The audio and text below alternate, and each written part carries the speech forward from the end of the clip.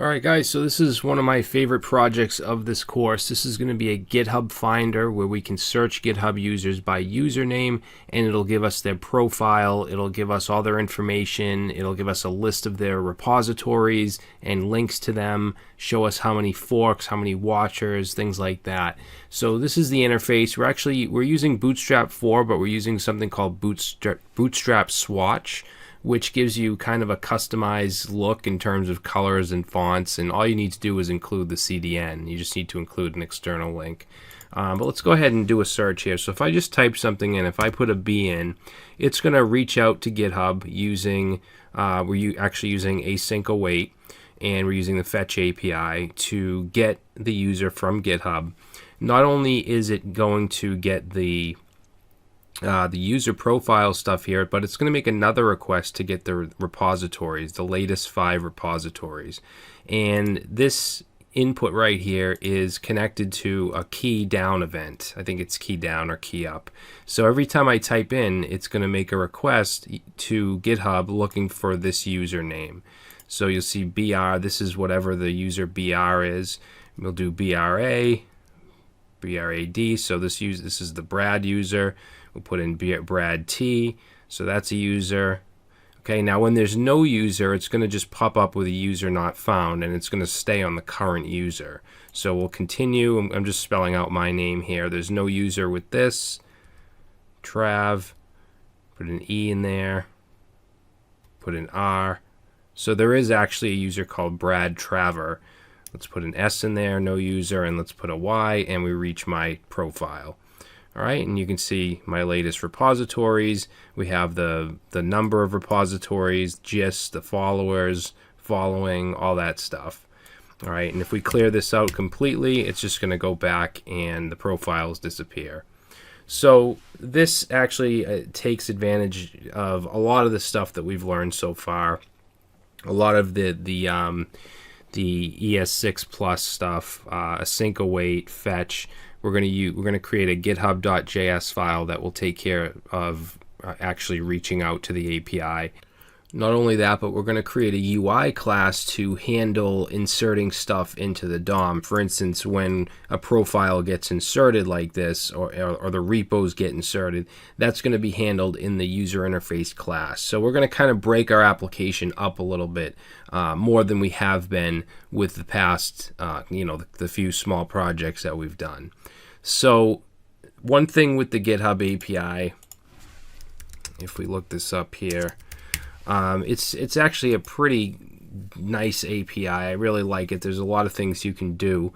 But one thing that they have, a restriction they have, is that you can only make about 100 requests per hour without an API key. And we're making a request every time we type something in here.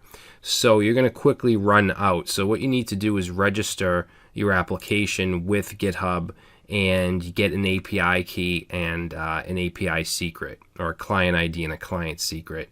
I forget the exact URL, so I'm just going to search for register. Let's search for register GitHub OAuth. And it's this link right here. It's github.com/settings/application/new, and you have to be logged in as well. All right, so you'll just register that, put in your homepage URL, just put in localhost, whatever, doesn't matter.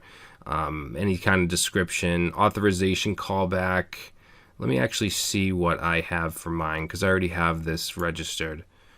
So yeah, I just put in, I actually have localhost 8100 here, because I did this for an application I built a while ago. And then I have the same for the callback. So those really don't matter. And it's fine if you guys see the secret. You can always just reset these as well. Now, one thing I want to mention is that if we go and we view the source code and we click on the Github.js file, you're going to see the client ID and the client secret right there in the constructor. And this isn't something you would want to do in production. If this was an application you were actually going to put into production, you'd want to have some kind of server where you make a request and you get this stuff from the server behind the scenes without it being visible in the browser like this.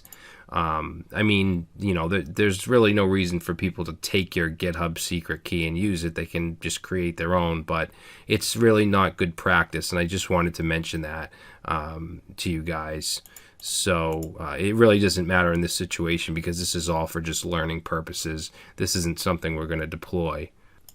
So go ahead and register an application. Like I said, I already have one registered, so I'm not going to do that. But just go ahead and fill that form out, and you'll have this new OAuth app, and you should have your keys. All right, and then you'll be ready to get started. So what we're going to do now is we're going to create our user interface. Now it's going to be pretty simple because most of the stuff is going to be generated in our UI class that we're going to create. So the actual HTML will be pretty minimal. So I'm going to create a folder here. I'm going to call it GitHub Finder. And let's open that with VS Code. All right, and then we're going to create a couple different files here. We want our index.html file. We're going to want an app.js, which will be our main JavaScript file. Then we're going to have github.js. And then we're going to have UI.js. Okay, so we'll have a GitHub class and a UI class. We're going to be using ES6 classes for this application. And again, if you want to kind of do the reverse of what we've been doing, you can go and do the ES5 prototypes and remake the application that way after if you want. What I'm doing here, creating separate files, we haven't done this really yet. We've been doing everything in one single app.js file. So to do this, we'll just have to have multiple script tags in our index.html. Now, when you get into ES6 modules, which aren't supported in the browser yet, you'll have to use something like Webpack along with Babel to transpile your code to be able to have modular JavaScript where you'll be able to actually include one JavaScript file into another. And we're going to learn about that later on. But for now, we're just going to have multiple script tags. All right, so that's kind of the old way of doing it. But we will get into Webpack and Babel later on. So let's start off just creating our UI. So I'm going to put in !tab just to get some head and body tags in here. Let's change this to GitHub Finder. And then, like I said, we're going to be using something called Bootswatch, which is really cool. Let's go to Bootswatch. I think it's bootswatch.com. And they basically just give you different variations of a Bootstrap template.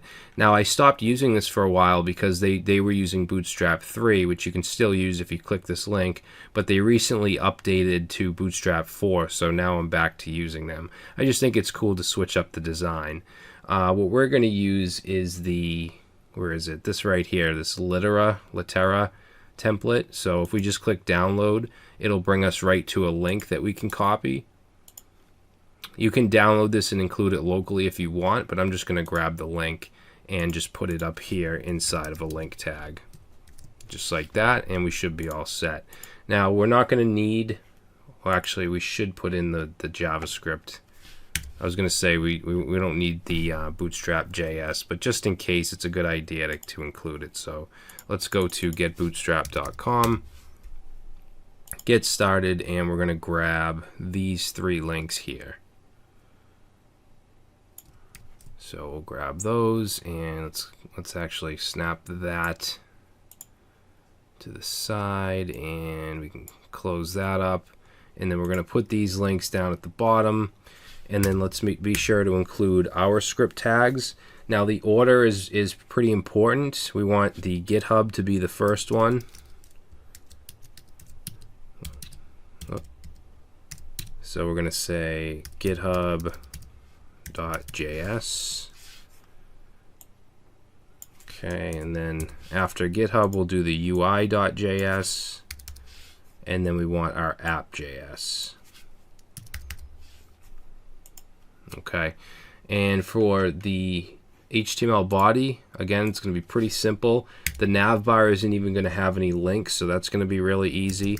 We're going to create a nav tag with the class of navbar.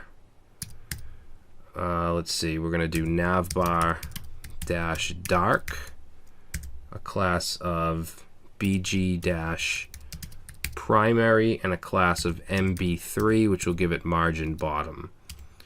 Okay, and then inside here we'll just put in a container, and then we're going to do the branding, which is going to be a link with the class of navbar-brand.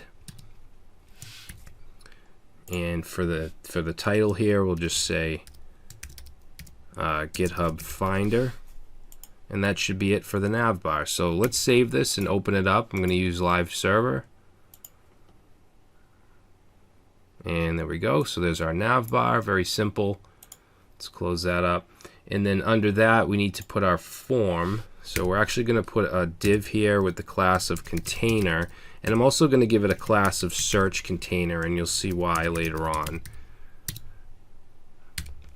And then inside here we'll have a class of search, a class of card, and a class of card body.